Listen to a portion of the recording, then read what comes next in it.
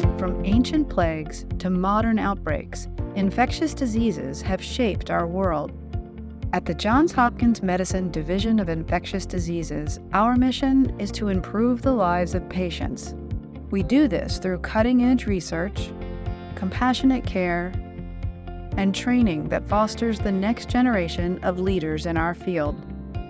One of the reasons I came to Hopkins and why I think many people have come to Hopkins is because it's a place where we have an incredible depth and breadth globally. We have a footprint in over 100 countries. Infectious diseases know no borders. We study a lot of infectious diseases that are of global relevance, things like tuberculosis, malaria, drug-resistant infections, and that's one of our major strengths.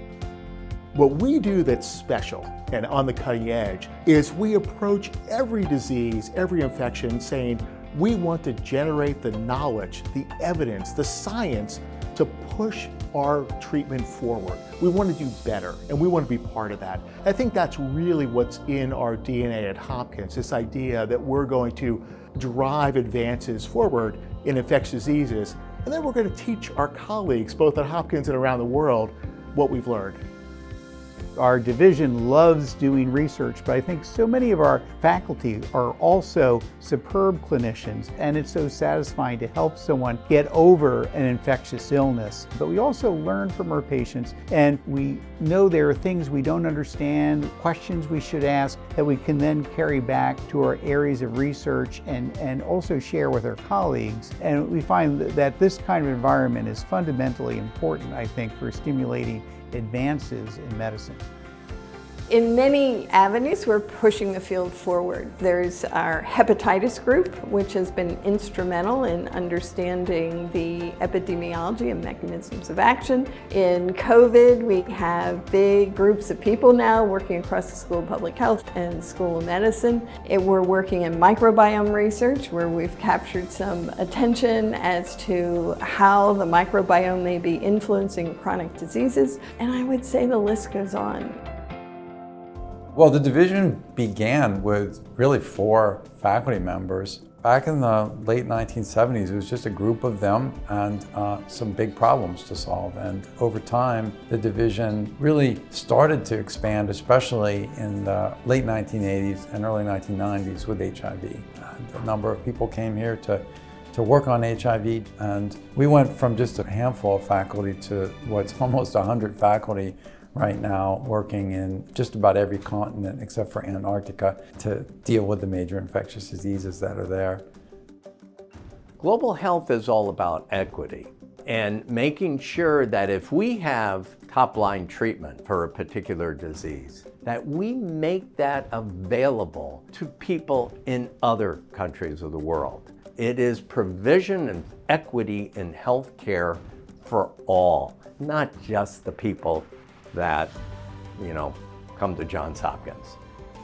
Over the last decade, Hopkins has really had a commitment to partnering with the community and working on health equity. We continue to ramp up those efforts. We also know that just overall, in terms of overall health and trying to provide health equity so everyone reaches their best potential in terms of their health, that it's important to address the social determinants of health. And so I think really healthcare systems now are looking to take on kind of those barriers so that we can maximize health for all. There's a lot of work to be done, but we're committed to doing that work. And there are a lot of great programs here that are working on achieving those outcomes to improve health equity.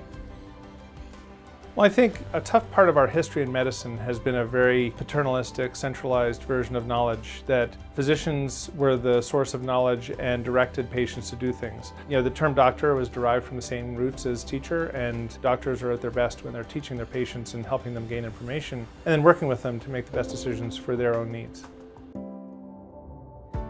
We're committed to training the next generation of leaders in infectious diseases through postdoctoral fellowships, global health education, specialized training, continuing medical education, and partnerships with other top Johns Hopkins programs.